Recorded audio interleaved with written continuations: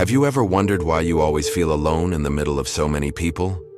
Why those who claim to support you are the first to abandon you when you decide to follow your own path? Nature had a brutal answer for this.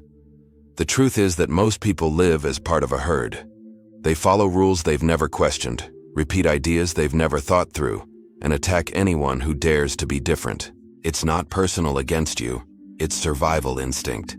And today, you're going to understand why the herd will always betray those who dare to be authentic. Get ready for a journey that will change how you see the world and the people around you. Nature observes something that few dare to admit. Most of humanity lives automatically, following established patterns without ever questioning their origin or purpose. These people form what he called the herd, a mass of individuals who find security in uniformity and conformity. The herd isn't just a group of people who think alike. It's a powerful psychological force that shapes behaviors, defines values, and establishes limits for what's considered normal or acceptable. When you're part of the herd, your choices aren't really yours. They're products of an invisible collective pressure that constantly acts on your mind. Living as part of the masses means accepting ready-made truths without investigation. It means repeating opinions that others formed, following traditions that might not even make sense anymore, and staying within imaginary lines that define what's right to do. The herd offers a sense of belonging but charges a high price: your individuality. This dynamic manifests in every aspect of life. At work, people repeat outdated strategies because that's how it's always been done. In relationships, they follow romantic scripts they learned from movies. In politics, they defend ideas they've never studied deeply. The herd creates a collective comfort zone where no one needs to think much, but everyone needs to follow the unwritten rules. The problem arises when someone decides to question these rules. When a person starts thinking for themselves, developing their own ideas, or following a different path from what's established, they automatically become a threat to the herd's stability. And that's when the betrayal begins. Nature realized that the herd develops a specific morality, a morality that favors the weak and punishes the strong. This morality doesn't come from wisdom or justice, but from the need for self-preservation. People who feel inadequate or incapable of creating their own values create rules that limit everyone to their level. Schopenhauer, another German philosopher, observed something similar when he wrote about how mediocrity protects itself by attacking excellence. For him, this was part of the most primitive human nature, the impulse to destroy what one cannot understand or achieve. The herd's morality functions as a system of social control. It establishes that humility is better than confidence, that modesty is superior to ambition, that it's better to be equal to everyone than to stand out. These values aren't neutral. They serve a specific purpose, keeping everyone at the same low level. When you accept this morality, you accept a life of planned mediocrity. You learn to distrust your own instincts, to diminish your dreams so you don't think too highly of yourself, and to avoid risks that could take you beyond the collective comfort zone. The herd sells this limitation as virtue. This morality of the weak disguises itself as kindness and altruism, but it's actually a sophisticated form of sabotage. It teaches that wanting more from life is greed, that having confidence in yourself is arrogance, and that thinking differently is dangerous. This way, it keeps everyone trapped in an invisible prison made of good intentions. The result is a society where the exception is seen as a problem, and the rule is treated as virtue, where those who dare to dream big are called dreamers, and those who accept little are called realists. The herd has transformed resignation into wisdom and ambition into a flaw. But there's a type of person who represents the complete opposite of this morality: the free spirit. Nature used this term to describe individuals who can think beyond the limitations imposed by the herd, who create their own values and follow their own paths regardless of social approval. The free spirit isn't just someone rebellious or different. They're a person who has developed the ability to question everything, including their own beliefs. They don't accept ready-made truths and aren't satisfied with superficial explanations. More importantly, they don't need the herd's approval to feel valid. Carl Jung called this process individuation, the psychological journey where a person becomes truly themselves instead of being just a reflection of social expectations. For Jung, this was the most important task of human life. but also the loneliest. For the herd, this independence is terrifying. When someone demonstrates that it's possible to live without following established rules, it questions the entire structure on which the herd bases its identity. If one person can be happy and successful being different, that means all the others could do the same but chose not to. This realization generates a collective existential crisis. The herd realizes, even unconsciously, that their limitations are self-imposed, that their excuses for not seeking more from life are just that, excuses. And instead of using this as inspiration for change, they choose to eliminate the source of this inconvenient revelation. The free spirit becomes a mirror that reflects the unexplored possibilities of each herd member. And mirrors that show uncomfortable truths tend to be broken, not contemplated. That's why when you start thinking for yourself, the first thing you notice is how this bothers the people around you. They won't say directly that they want you to stop growing, but they'll find subtle ways to express this desire. Think about entrepreneurs who create disruptive companies like Steve Jobs with Apple or Elon Musk with Tesla. They were ridiculed for years before being recognized. The establishment always resists what's genuinely new. Many people spend years trying to be accepted by the herd. They modify their opinions to fit in, hide their dreams to not seem pretentious, and sacrifice their authenticity in exchange for social approval. Nature observed that this search for belonging is in fact a cruel illusion.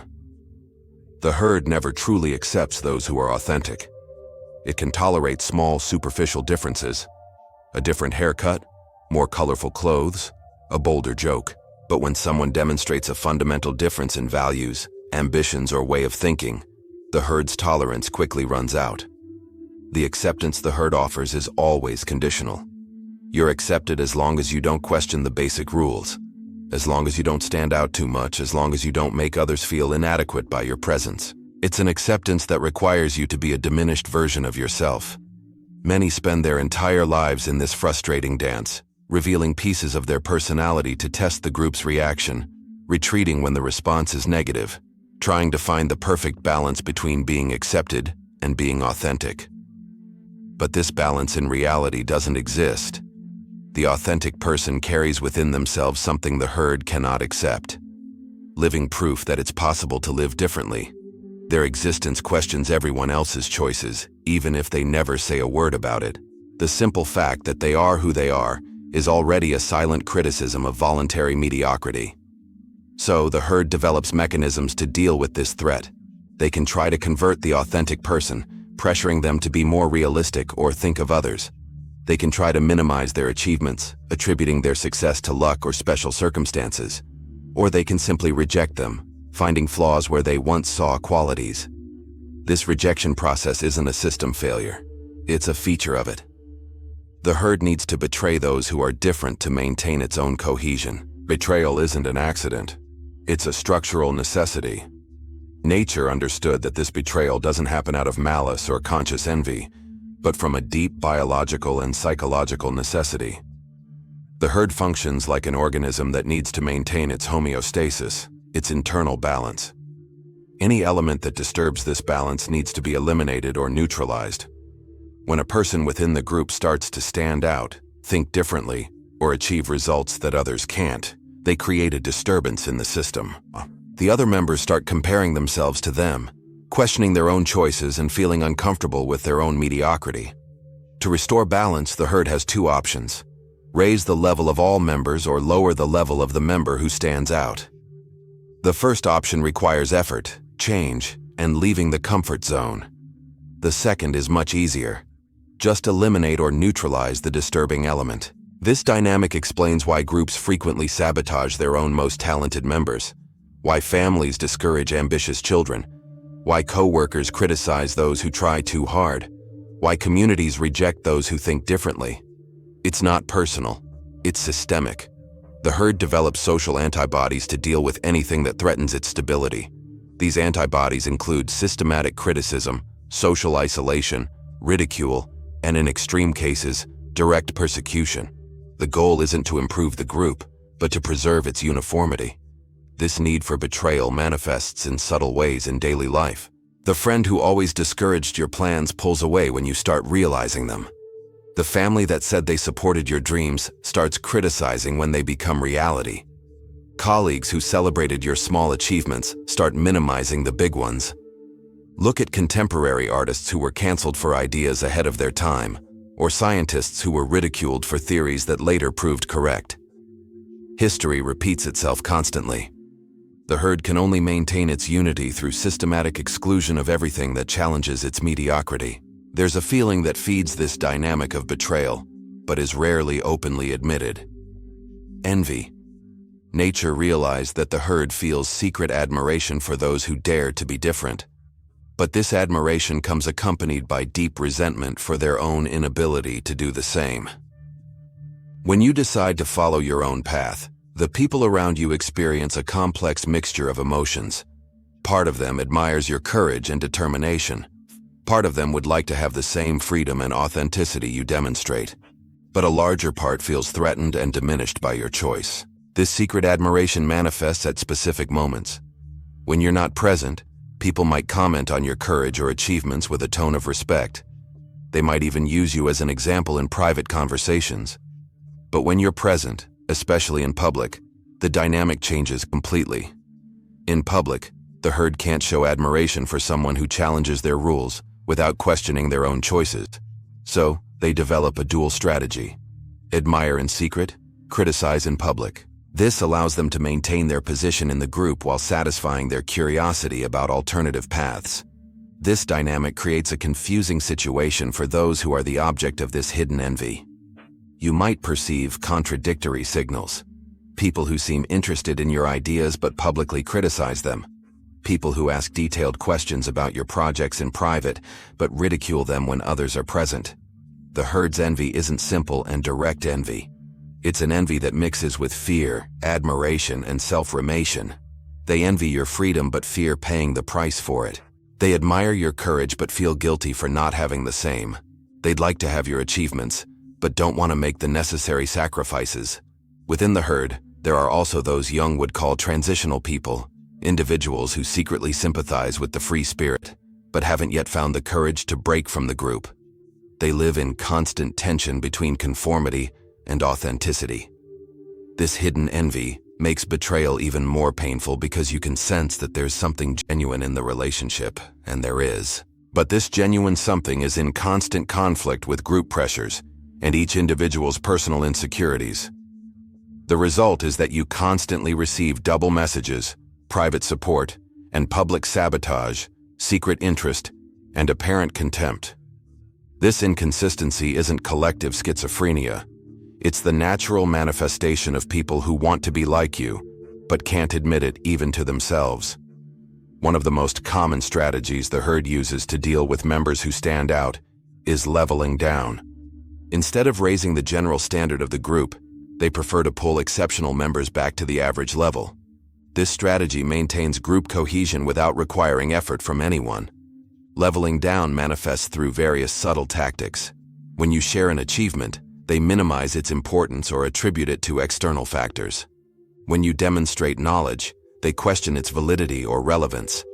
When you show ambition, they classify it as naivety or arrogance. These tactics have a clear objective: make you doubt yourself and reduce your aspirations to the level the group considers safe.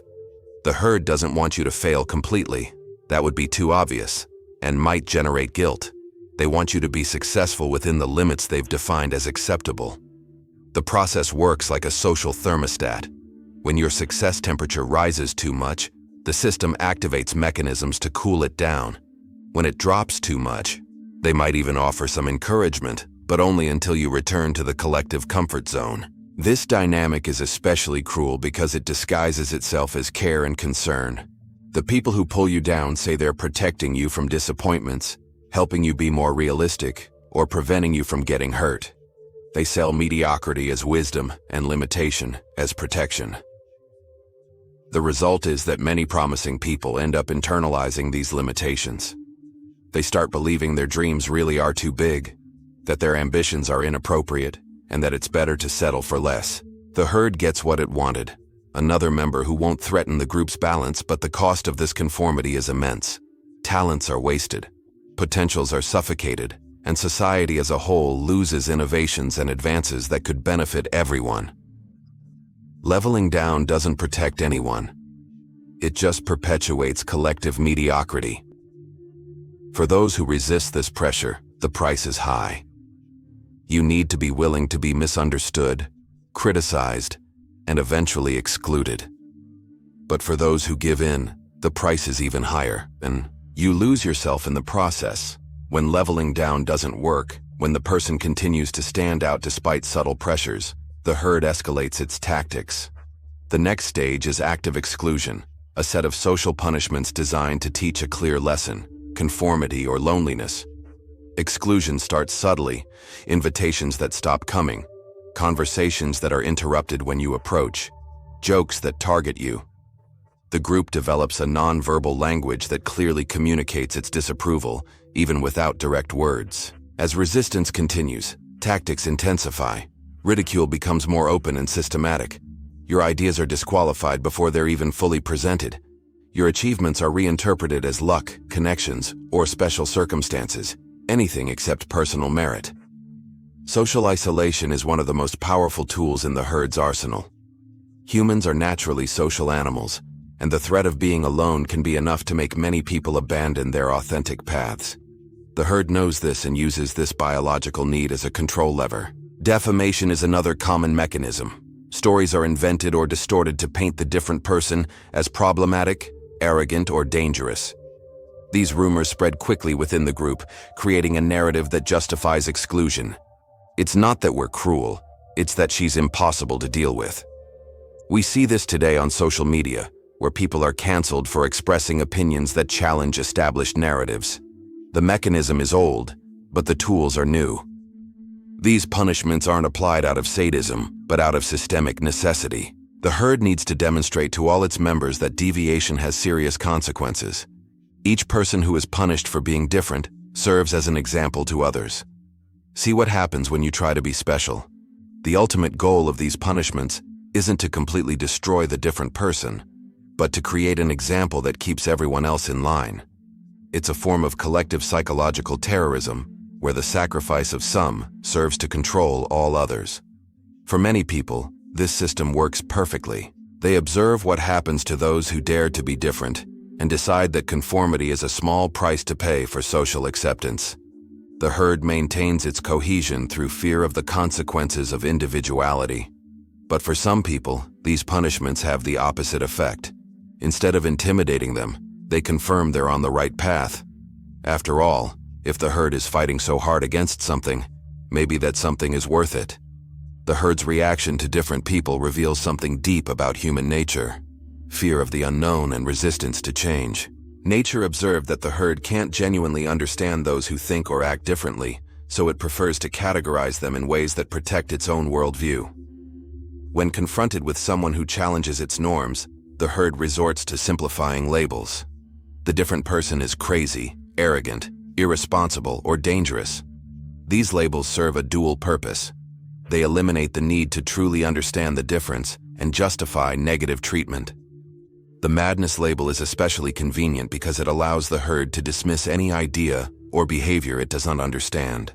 If someone sees possibilities others don't see, has ambitions others consider impossible, or questions truths others consider absolute, it's easier to call them crazy than admit there might be valid perspectives beyond their own. The accusation of arrogance is another common tool. Any demonstration of confidence, ambition, or authenticity can be reinterpreted as undue superiority. The herd equates humility with virtue. But what they really defend isn't humility. It's false modesty that keeps everyone at the same low level. These categorizations create a closed system of thought where any exception is automatically pathized or demonized.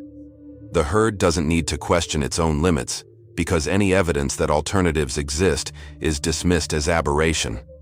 This fear of difference manifests at all levels of society: companies that punish employees who are too innovative, schools that discourage students who ask difficult questions, families that criticize members who want more from life.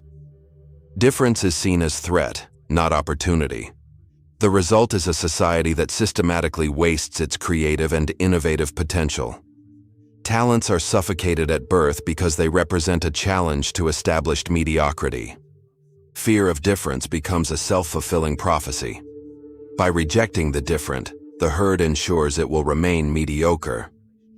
To fully understand the dynamic nature described, it's useful to look at historical examples of people who were rejected in life but recognized after death. History is full of individuals who were misunderstood, persecuted, or ignored by their contemporaries, only to be celebrated by later generations. Socrates was considered a corrupter of youth and sentenced to death for questioning the established truths of his time. His crime wasn't teaching lies, but teaching people to think for themselves, something the Athenian establishment found intolerable. Jesus Christ was rejected by many of his time, including religious and political authorities. His message of love and personal transformation threatened established power structures. He was crucified as a common criminal, but his influence spread throughout the entire world. NZ himself experienced this rejection firsthand. During his productive life, his books sold very little, and he was largely ignored by the academic world. His radical philosophy was considered too dangerous for the bourgeois sensibility of his time. Van Gogh sold only one painting during his entire life and died in poverty, considered a failure by his contemporaries. Today, his works are among the most valued in the art world. Tesla was ridiculed by many of his fellow scientists when he proposed ideas that were decades ahead of their time. He died alone and bankrupt, but his inventions transformed the modern world. In more recent times, we see the same dynamic. Steve Jobs was expelled from the very company he founded because his ideas were considered too radical. Jeff Bezos was ridiculed for leaving Wall Street to sell books online. These examples aren't exceptions, they're the rule. History consistently shows that truly innovative and authentic people face resistance from their contemporaries. The herd of each era has difficulty recognizing the value of what's genuinely new or different. This dynamic reveals something important about the nature of social recognition. It usually comes too late to benefit those who deserve it. The herd can only accept difference when it's already been validated by time and distance, when it no longer represents a direct threat to the status quo. Within the herd dynamic exists a particularly cruel phenomenon: the false friend. This is the person who shows support and admiration when convenient, but abandons or betrays when true loyalty is tested. Nature observed that this type of betrayal is especially common and painful. The herd's false friend is someone who benefits from association with a different or talented person, but isn't willing to pay the social price of that association when things get difficult. They praise in private, but remain silent in public. They celebrate small successes but sabotage big possibilities. This person can seem genuinely supportive for long periods. They might offer encouragement, advice, and even practical help, but their support is always conditional, conditioned on maintaining their own position within the herd. When the authentic person starts standing out too much, when their ideas become too radical, or when their difference becomes too obvious, the false friend needs to make a choice: remain loyal and risk their own social position, or betray and maintain their safety within the group. Most of the time, the choice is clear. The false friend abandons those they considered friends to preserve their own social acceptance. This betrayal is particularly painful because it comes from someone you trusted, someone who seemed to understand and value authenticity. The betrayal can be active or passive. Active when the person actively criticizes or sabotages those they once supported. Passive when they simply pull away, stop offering support, and allow others to do the dirty work of exclusion. The false friend justifies their betrayal in various ways. They might say the person changed, that they're not the same as before, or that they lost their humility. These justifications serve to relieve their own guilt and maintain their image as a good and reasonable person.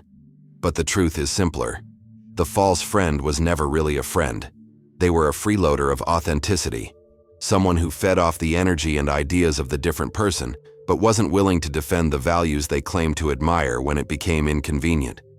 This dynamic teaches a valuable lesson about authentic relationships.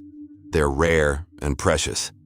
Most social connections are based on convenience, not genuine affinity. Discovering this can be painful but also liberating. For those who choose the path of authenticity and value creation, there's a destiny nature knew well: isolation. The true philosopher, artist, or visionary needs to be willing to walk alone, at least for long periods of their journey. This isolation isn't accidental. It's structural. When you decide to create something genuinely new, question deep foundations, or explore uncharted territories of human thought and experience, you inevitably move away from the beaten paths where most people walk. The value creator works in a different dimension of reality. While the herd occupies itself with immediate practical questions and known solutions, the creator explores possibilities that don't yet exist. This difference in focus creates a natural distance between them and the people around them. This distance isn't just intellectual, it's existential. The creator experiences life in a fundamentally different way. They question what others accept, see potential where others see limitation, and imagine futures others consider impossible. This difference in perspective makes communication with the herd increasingly difficult. Schopenhauer wrote extensively about the need for solitude for intellectual development. For him, genius needs isolation not out of misanthropy, but out of creative necessity. The best ideas arise in silence away from the noise of others' opinions. The creator's isolation is intensified by the fact that their work is usually not understood until much later. They work for an audience that doesn't yet exist, create solutions for problems not yet recognized, and develop ideas that will only make sense to future generations. This situation requires a special kind of courage, the courage to continue working without external validation, to maintain confidence in your vision even when everyone around questions your sanity, to persevere in projects that may never be recognized in your lifetime. Isolation isn't just the consequence of creative work, it's also a necessary condition for it. The creator needs silence and solitude to hear their own inner voice, to develop their ideas without interference, and to keep their vision pure without contamination from external opinions. Many creators discover that their most productive periods coincide with their periods of greatest social isolation. Away from the conformist pressures of the herd, they can freely explore the limits of their imagination and develop truly original works. But this isolation exacts a high emotional price. Humans are naturally social, and prolonged loneliness can be devastating to mental and emotional health.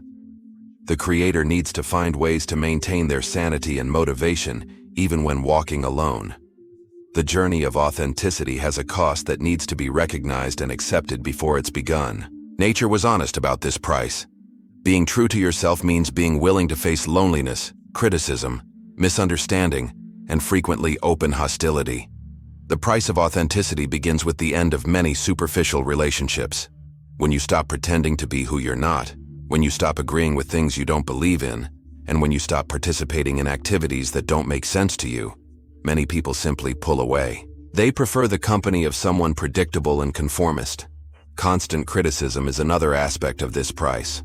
Authentic people are natural targets for criticism because they stand out, because they make different choices, and because simply by existing, they question everyone else's choices. Being criticized becomes a daily experience, and not all criticism is fair or constructive. Misunderstanding is perhaps the most frustrating aspect of the price of authenticity. You can try to explain your motivations, your visions, and your projects, but you'll frequently discover that people simply can't comprehend what you're trying to communicate. They hear your words through the filters of their own limitations. Hostility can be the most difficult aspect to bear. Some people don't just disagree with you. They actively work against your interests, spread malicious rumors about you, and try to sabotage your projects. This hostility can come from unexpected places, including people you considered friends or allies. Social isolation is an almost inevitable consequence of authenticity. As you become more genuine, the number of people you can relate to deeply decreases dramatically. Most people prefer superficial and predictable relationships, not the depth and unpredictability that comes with authenticity. Financial uncertainty is another common price. Authentic people frequently choose careers that reflect their values instead of just maximizing profits. They might reject lucrative opportunities that don't align with their vision, or might invest time in projects that don't have immediate financial return. Constant self-questioning is also part of the price. When you don't have the automatic support of the herd, you need constant certainty that you're on the right path. This requires a level of self-reflection and self-confidence that can be exhausting to maintain. But perhaps the most paradoxical aspect of the price of authenticity is that even being high, it's infinitely less than the price of inauthenticity, the complete loss of yourself. There is, however, a revolutionary perspective on this entire dynamic of betrayal and rejection. Nietzsche suggested that the herd's betrayal, as painful as it may be, can be reinterpreted as a sign of liberation, a confirmation that you're finally on the right path. When the herd rejects you, it means you've managed to free yourself from their limitations. Betrayal is painful, but it's also proof that you're no longer a prisoner of the expectations and standards that keep most people in a life of planned mediocrity. This rejection functions as a test of authenticity. If your ideas, ambitions, and life choices can be easily accepted by the herd, maybe they're not as original or transformative as you thought. The resistance you encounter is proportional to the originality of what you're offering. Betrayal also offers a valuable opportunity for self-discovery. When people you thought knew you reject you, you're forced to question who you really are, independent of external perceptions and expectations. This is a painful but essential journey for developing genuine individuality. The herd's abandonment creates space for more authentic relationships. When you stop trying to please everyone, you can finally attract people who value you for what you really are, not for what you pretend to be. These relationships are rare, but they're infinitely more satisfying than superficial connections based on conformity. Rejection also develops your inner strength. Every wave of criticism you survive, every episode of isolation you endure, every betrayal you overcome contributes to developing emotional resilience that becomes your greatest competitive advantage. When you learn to derive your validation from internal sources instead of external approval, you become truly free. The herd's opinion loses its power over your decisions, and you can finally pursue your goals without constantly worrying about social approval. The herd's betrayal can be seen as a rite of passage, a painful but necessary ceremony that marks your transition from group member to autonomous individual. It's the entry fee for a life of genuine freedom. This perspective doesn't minimize the pain of betrayal or rejection. It simply offers a framework for understanding these experiences as part of a larger process of personal development and liberation. Betrayal isn't the end of the story. It's the beginning of a new story, a story you write for yourself. To not just survive, but thrive after the herd's betrayal, it's necessary to develop a special kind of inner strength, what Nietzsche called the strength of solitude. This isn't just the ability to be alone, but to find in solitude a source of power and creativity. Inner strength begins with accepting a fundamental truth. You came into this world alone, and you'll leave it alone. All social connections, however meaningful they may be, are temporary. The only relationship that will last your entire life is the relationship you have with yourself. This acceptance isn't pessimistic, it's liberating. When you understand that your completeness doesn't depend on others' approval or presence, you stop wasting energy trying to control the uncontrollable. You can invest this energy in your own development and in projects that truly matter to you. Inner strength also requires developing an internal validation system. Instead of depending on praise, approval, or external recognition, you learn to evaluate your own progress based on criteria you establish yourself. This doesn't mean arrogance, it means autonomy. This emotional autonomy is built through deliberate practice. Every time you resist the temptation to modify your opinions to please others, every time you maintain your convictions despite social pressure, every time you choose authenticity over acceptance, you strengthen your emotional independence. Solitude becomes productive when you learn to use it as a tool for self-knowledge and development. Instead of running from it or filling it with distractions, you can embrace it as an opportunity for deep reflection, creativity, and planning. Many of humanity's greatest advances arose from minds that knew how to find in solitude a laboratory for innovation. Solitude offers complete freedom to explore ideas without judgment, experiment with possibilities without embarrassment, and develop visions without external interference. Inner strength also manifests in the ability to maintain hope and purpose, even when there's no external validation. This requires faith. Not necessarily religious faith, but faith in yourself and your possibilities. It's confidence that your work has value, even if others don't recognize it yet. This strength isn't conquered all at once. It's developed gradually through small daily victories over the need for external approval. It's an emotional muscle that strengthens with use and atrophies with neglect. Understanding this entire dynamic, nature made a call that resonates through the centuries. A radical invitation to abandon the desperate search for social acceptance and instead focus on creating yourself as a work of art. This call isn't for everyone, but for those who feel they were born for something greater than conformity. Nature's call is essentially a declaration of personal independence. It's the recognition that you don't need anyone's permission to be who you really are, to pursue your most ambitious dreams, or to question truths others consider unquestionable. This call requires you to abandon the victim mentality. Instead of complaining about how the world doesn't understand you or how people betray you, you accept total responsibility for your own life. You stop waiting for others to change to accommodate you and start changing yourself to create the life you want. Creating yourself as a life project means treating your existence as a work of art in constant development. You become simultaneously the artist and the work of art, constantly refining, experimenting, and evolving. Your experiences become raw material for your own development. This implies taking authority over your own values. Instead of passively accepting values imposed by family, society, or tradition, you examine each belief, question each assumption, and keep only what truly resonates with your experience and personal vision. Jung described this process as the journey of individuation, the development of individual personality separate from the collective psyche. For him, this was the greatest psychological task of any human life. The process of self-creation is permanent. There's no end point where you can say, "Now I'm complete." Each day offers opportunities for refinement, growth, and transformation. You never stop becoming who you're destined to be.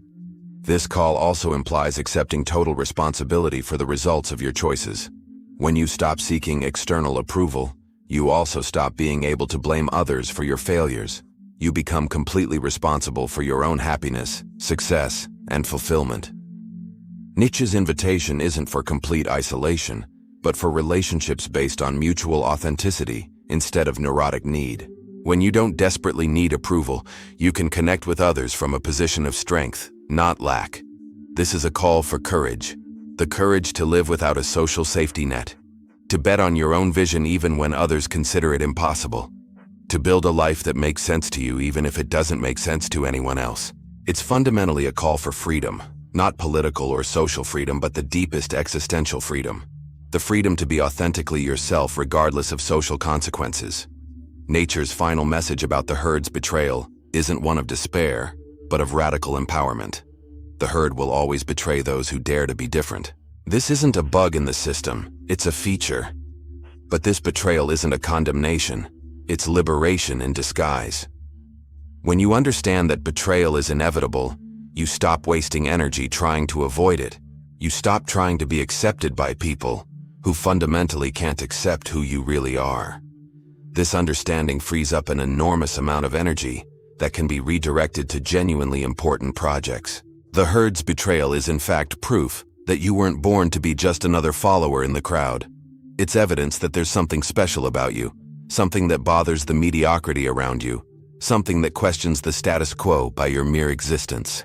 Nature invites us to completely reinterpret our relationship with social rejection.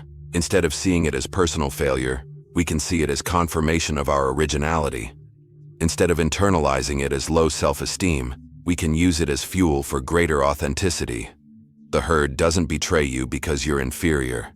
It betrays because you're superior to what they can understand or accept. Your difference confronts them with their own self-imposed limitations, and this is intolerable for them. Betrayal is the only way they find to deal with this confrontation. This perspective completely transforms the experience of being rejected.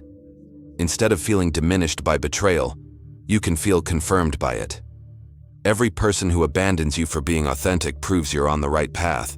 The real tragedy isn't being betrayed by the herd, it's being accepted by it. Being accepted by the herd means you've conformed enough to no longer represent a threat to mediocrity. It means you've given up your individuality in exchange for approval that in the end is worth nothing. The goal shouldn't be to convince the herd of your value, but to completely overcome the need for that validation. When you develop enough inner strength to value your own opinion above the masses' opinion, you conquer a freedom few experience. Nature reminds us that humanity's true pioneers were always rejected by their contemporaries. They didn't change the world despite rejection. They changed it because they had the courage to continue despite it. Betrayal isn't an obstacle on the path to greatness, it's an integral part of it. The choice is always before you. Seek the herd's acceptance and live a life of mediocre conformity, or accept your difference and create something truly your own. Betrayal is inevitable, but greatness is also possible as long as you have enough courage to pay its price. And now you have a choice to make. Will you continue trying to fit into a world that was never made for you? Or will you have the courage to create your own path? The herd's betrayal isn't your end. It's your beginning. If this content touched something inside you, if you recognized your own journey in these words of nature, you're not alone in this walk. There are others like you. Others who chose authenticity despite the price. Subscribe to the channel to continue exploring these ideas that can transform your worldview. And leave your like if you had the courage to make it this far. This shows you're not part of the herd that gives up halfway through. Your journey of liberation is just beginning.